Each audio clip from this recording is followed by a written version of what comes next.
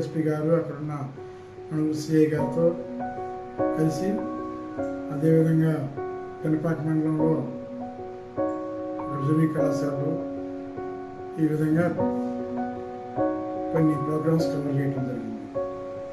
Okay sir, ఇప్పుడు ముగింపు సభ ద్వారా, ముగింపు కార్యక్రమం ద్వారా మీరేమి అవేర్నెస్ అంటే మీకు ఏం ఫలితాలు వచ్చినాయి, నెక్స్ట్ ఏం చెప్పబోతున్నారు? 31 రోజుల యొక్క రోడ్డు పద్ధతి పైన అవగాహన కల్పించడం వల్ల ఫలితాలు వీటి నుంచి నిదానంగా వస్తుంటాయి. ఇప్పుడు అవగాహన చేసుకున్న వాళ్ళు జాగ్రత్తగా రోడ్డు మీద ప్రవర్తిస్తారు, తగిన బాధ్యత వివరిస్తారు, కాబట్టి ఫలితాలు మనకి నిదానంగా కనపడతాయి ఇవన్నీ కూడా. కాబట్టి ప్రతి ఒక్కరిలో ఒకటే సూచన, ఒకటే రిక్వెస్ట్ ఏంటంటే, నేను రోడ్డు మీద నడిచేటప్పుడు జాగ్రత్తగా నడవాలి. ఎందుకంటే ఏ వెహికల్ గుద్దినా కూడా ప్రాణం పోయేది నాది, వాళ్ళకి కాదు. కాబట్టి నాదే బాధ్యత. నా ప్రాణం పోతే నా కుటుంబాన్ని నష్టం జరుగుతుంది. కాబట్టి నేను ఎట్టి పరిస్థితిలో జాగ్రత్తగా నడవాలనేది, రోడ్డు పక్క నడవాలి. ఎడమవైపున ఫుట్పాత్ ఉన్నప్పుడు ఫుట్పాత్ లేని రోడ్స్ పైన కుడివైపు నడవాలనేది ఒకటి గుర్తుపెట్టుకోవాలి.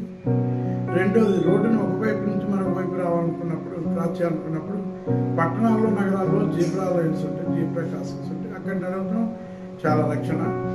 ఇక అవి లేని ప్రాంతాల్లో తప్పనిసరిగా కుడివైపున ఒకసారి, ఎడమవైపున మరోసారి కుడివైపు చూసుకొని, ట్రాఫిక్ ఎప్పుడైతే లేని సందర్భంలోనే రోడ్డు దాటడానికి ప్రయత్నం చేయాలి తప్ప, గుడ్డిగా రోడ్డు దాటడానికి ప్రయత్నం చేస్తే వేగంగా వస్తున్న వెహికల్స్ కానివ్వండి, లేదా వేరే ధ్యాసలో నడుపుతున్న వాళ్ళు, సెల్ ఫోన్తో నడుపుతున్నవాడు, మధ్యలో నడుపుతున్నవాడు, వేరే దిక్కులు చూసుకుంటూ నడిపే వాళ్ళ ద్వారా రోడ్డు ప్రమాదాలకు గురై ప్రాణాలు కోల్పోయే అవకాశం ఉంది. కాబట్టి నడిచేవాళ్ళది.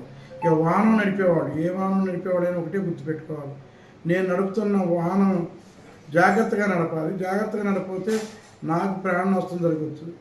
తో పాటు నా వెహికల్లో బైక్ అయినా వెనక్కి కూర్చునే వాళ్ళకి ప్రాణ నష్టం జరగవచ్చు, ఆటోలో అయితే ప్రాణికి నష్టం జరగవచ్చు. ఏ వెహికల్ అయినా కానీ తన వాహనంలో ప్రయాణం చేసేవాడికి కూడా ప్రాణ నష్టం జరిగే అవకాశం ఉంది. లేదా కొన్ని సందర్భాల్లో రోడ్డు మీద నడిచేవాడు కానీ, సైకిల్ మీద పోయేవాడు కానీ, మిగిలిన వాహనాల్లో ప్రయాణం చేసేవాళ్ళకు కూడా నష్టం జరిగే అవకాశం ఉంది.